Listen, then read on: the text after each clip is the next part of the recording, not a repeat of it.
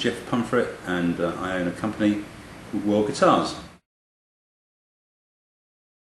If I could have any guitar in the world, it's difficult. I think there'd have to be two. I couldn't have one. One would have to be a really old Strat with a rosewood fingerboard, like the guitar I had, something like a 5960 Strat, and the other guitar would have to be a PRS Custom 24. Couldn't be one, I'd have to have two. Okay, if I could have one, Rob. Sorry, Paul, it'd have to be the Strat. The coolest guy I've ever met in this industry. It's a bloody good question. Okay, I've been in this industry for 31 years this year. Started with Fender in 1979, and one guy who really springs to mind, who I really admired for his incredible guitar talent, great personality, funny guy. There's a guy called Steve Marriott that the older generation will remember. He was in a band called the Small Faces in the 60s. He was an astonishing guitarist. Terrible thing, the more beers he had, seriously, it just seemed the better he got. Saw him once on his birthday gig in Brentford, and it was one of the best gigs, the most coolest gigs I've ever been to. Steve was also a great customer at my original shop, which was Machine Head Music in Harlow in Essex, and Steve used to come in his bedroom slippers. He couldn't be bothered to put his shoes on. He used to come in and buy guitars, trade guitars. He was a very funny guy as well, and obviously tragically died in that freak accident where he went into his wardrobe when his house was on fire, thinking it was the front door. He was just the most amazing rock blues guitarist. He was just astonishing, and he traded, interesting, he traded his 1950 something Les Paul Jr. to me many years ago, probably in 1985. I sold it, which I thought was a really good price. I sold it for £425. Steve Marriott's 50s Les Paul Jr. God, that's unbelievable. Wish I still had it. I wouldn't have sold it if I'd known what was going to happen to him, you know, that we were going to lose him. So you've met Paul Gilbert, and he's played demos for you in clinics. Yes, I have met Paul. Tell me, what's he like to work with? Paul is the most sweetest, kindest, funniest, healthiest, very important, healthiest, loveliest guy you could ever meet. Monster crazy guitar player, we all know that. He's just one of the best at what he does. He does take it seriously, but there's always the fun factor with Paul. Paul was great. It was an incredible gig we put on, really something special, especially when he did a song by the Monkees. You know, what the hell was Paul Gilbert doing a Monkees song? I'm a Believer it was amazing. What was the most expensive guitar I ever sold? Well, that wouldn't have been here at World Guitars. This would have been at Machine Head in, I think, the late, no, it was in this decade. It would have been a PRS Dragon. For the life of me, I can't remember if it was the single cut Dragon or a twin cut Dragon. One of them, I think, was about 18,000. I first met Paul in 1988 when he came to visit me at Machine Head Music in Hitchin, and he's a great guy, great personality, really knows his stuff. Seriously admire him. And what's he like as a guy? He's just a really genuine chap, and he lives and breathes guitars. He's not some suit from a big corporate company like the company in America that sell the most famous single cut guitar in the world. He's not a suit, he's a guitar enthusiast. He lives and breathes it. He gets rather over, to me at times, rather over enthusiastic about certain things. There's nothing wrong with being over enthusiastic, but it reminds me of a few years ago, I think it was the NAMM show or the Frankfurt music show, and Paul called me over and he said, "Jeff, come here, you've got to hear my nickel covers." I did think he was joking, but he wasn't. He wanted me to hear his pickup covers. The guy really knows his stuff, right down to, here's a PRS here, here's a Custom 24. The screws that are used, like a Fender screw, like a scratch plate screw, the screws are even longer. There's little things that are so different, and Paul knows his stuff, and we all respect him. He's done an amazing job, and the quality of his guitars have if anything, I'm for sure they've just got better and better. For the young guy, say the young guy comes in with his mum and dad and buys a really good guitar to start with, not a cheapie, because that's a waste of money. Stating the obvious, practice, practice, practice, practice. Listen to all your favourite songs.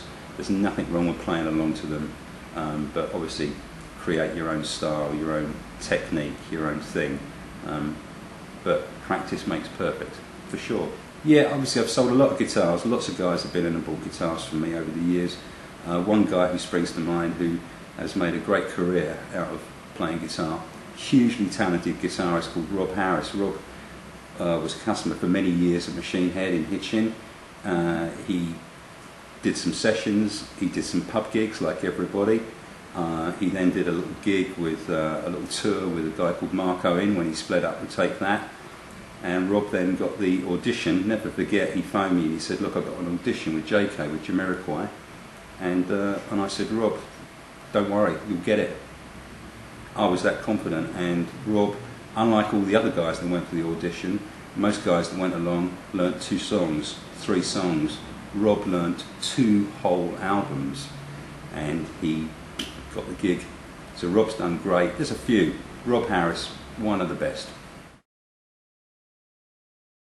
Okay, I opened my first shop in Harlow in Essex, Machine Head Music No. 1, in 1983, and in 1984 I had a call from a company who said, we're starting a magazine, it's going to be called Guitarists, would you be interested in advertising with them? And I thought, a great name for a magazine for us as a guitar shop, and a bit of information, we were the first shop ever to advertise in Guitarist magazine. And have you got that advert to hand? I've got a terribly embarrassing advert to show you.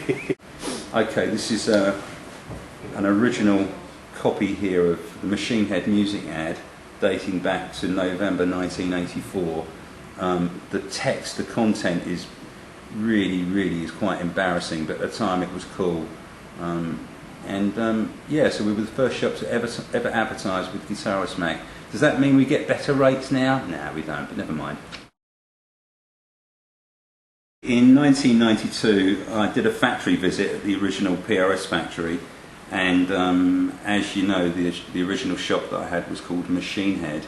Machine Head, the name was not these things, Machine Heads. It came from the name Machine Head by Deep Purple, you know, the famous album of '72. And so our corporate colour was Deep Purple because of Machine Head. And I was with Paul, and I said, Paul, look, we've got to do something special. It's our 10th anniversary. And Paul quickly, it's very faded now, so it didn't look this colour. Paul quickly grabbed a guitar body, and we mixed up this colour, this deep purple finish. It was the first purple finish they'd ever done.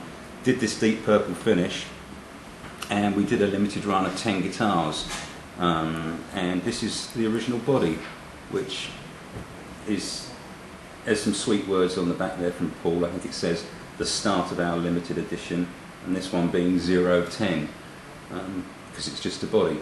But yeah, originally it was a lovely deep purple finish. Now it's a shame it's all faded, but anyhow, so we did 10 guitars in 1992, and then for the 20th anniversary of Machine Head, we did 20 guitars, all numbered 1 to 20. And they're all sold now, though that's not strictly true. I kept 1 of the 10 and 1 of the 20. Whereas this guitar, okay, it was 1992, it was 18 years ago. These guitars, as I said, there was 10 of them. I think I sold them for about 2,000. In 2002, the 20th anniversary, they sold for about £2,500. But now, as I said, you can't do that. They can't do a run of 10 guitars. The factory can't. They just can't do that. They have to go to the private stock division.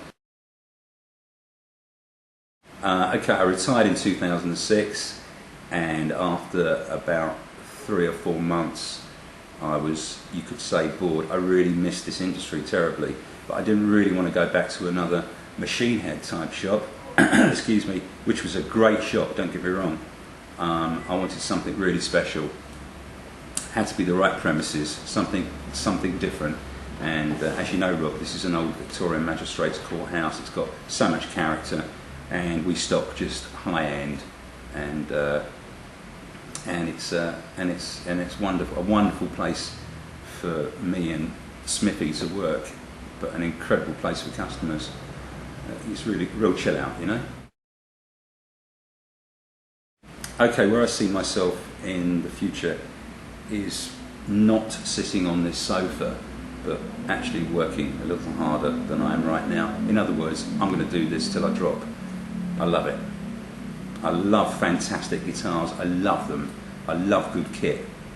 It's not all about making and taking money. It really isn't. I just love good kit, and being surrounded by the best in the world is, the best products in the world is I'm a very lucky guy.